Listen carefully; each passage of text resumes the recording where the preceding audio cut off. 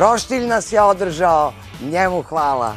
Mislimo da sve znamo, a u stvari ne znamo da možemo budemo izuzetno kreativni i sa roštiljem. Sa nama je Filip Ćirić, čuveni iz restorana Homa koji preporučuje i Mišljen. Filipe, šta je tajna dobrog roštilja?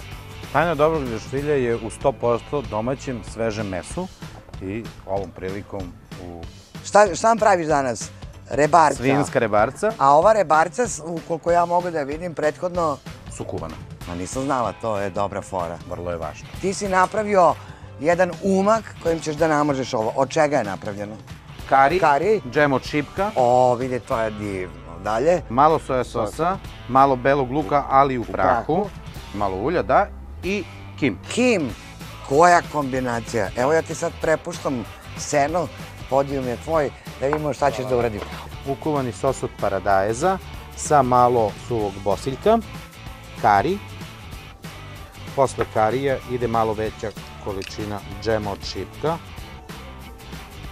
jednu kašičicu soja sosa, beli luk u prahu, kim,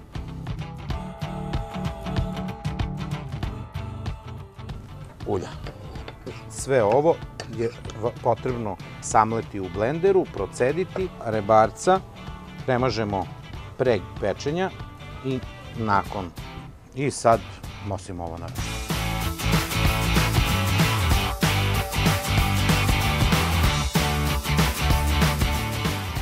A pečena rebarca treba da izgledaju ovako. Sad mogu probati. Jao, ljudi, spada samo.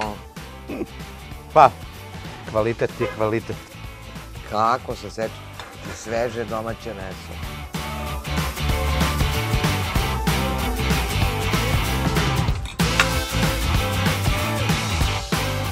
I budimo i mi 100% naši. Čuvajmo našu Srbiju. Budimo odgovorni i očistimo sve za sebe.